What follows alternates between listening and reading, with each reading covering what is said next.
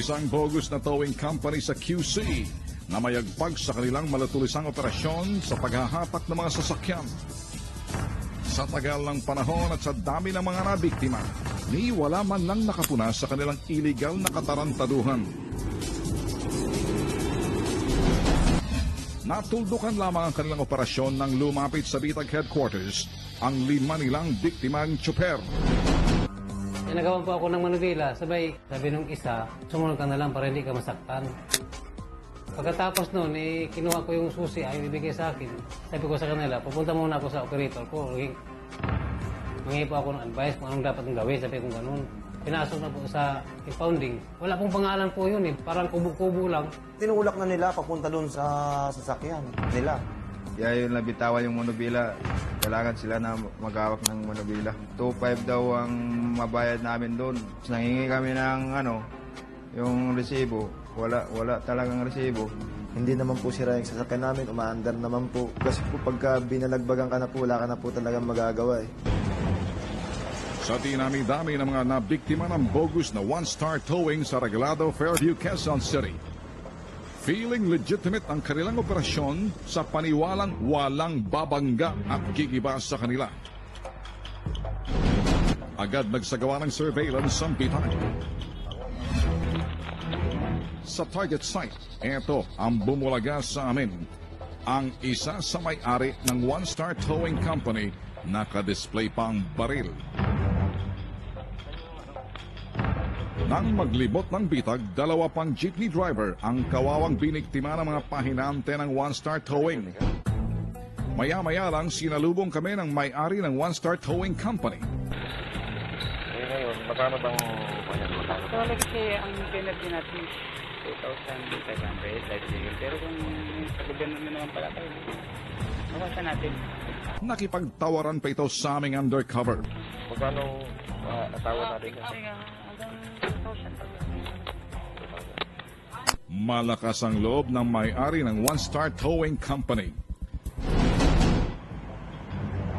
Agad kinumpirma ng Bitag ang lisensya ng one-star towing company sa Metro Manila Development Authority o MMDA. Ayon sa record ng Road Emergency Group ng MMDA, hindi lisensyado ang one-star towing company. Samantala, tahasan din ibinalandra ng one-star towing company na aprobado sila ng Task Force Como, isang ahensya ng Quezon City na namamahala sa lahat ng towing company sa syudad. Kaya pinuntahan ng Bitag ang Task Force Como. Laking gulat ng pamunuan ng Task Force Como sa kanilang nakita. Walang rehistro sa kanila ang one-star towing company. Dati puro nire-report lang na mayroong umiikot na tow truck. First time ko nakita yan. At least ngayon, alam namin kung nasan sila. Baka akalain nga ng publiko, may authorized kaming tow truck pagkatapos maniningil lang ko Hindi tama yun. Agad ikinasa ng Bitag ang patibong laban sa putok sa buhong one-star towing sa pakikipagtulungan ng MMDA at pulisya. Pinagplanuhan ng maigi na matuldukan ang maliligayang araw ng bogus na one-star towing company. I-operate natin sila sa tulong ninyo. Pupuntahan natin itong impounding area nila sa tulong na rin ng ating mga kapulisan dito sa MMDA. Sa target site, mabilis ang pangamoy ng mga tauhan ng one-star towing. Nang makita ang aming grupo, nagpulasan ng parang mga daga na nakakita ng pusa.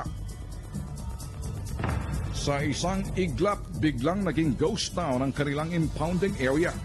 Asan na? Asan? Wala na, nagtakbuhan May susi ba kayo nun, Jeep? Agad kinuha ng mga nagrereklamong driver ang kanilang mga sasakyang nahatak at natenga noong mga panahong iyon.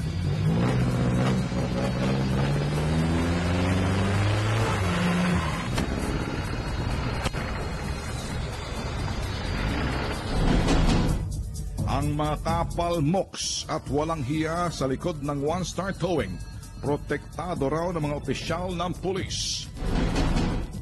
Napagalaman ng Bitag ng mismong impounding area na ginamit ng one-star towing. Sa pilitang iniskwatan lang pala ng mga dorobong nowhere to be found. Kaya naman, todo pasasalamat ang isang ito.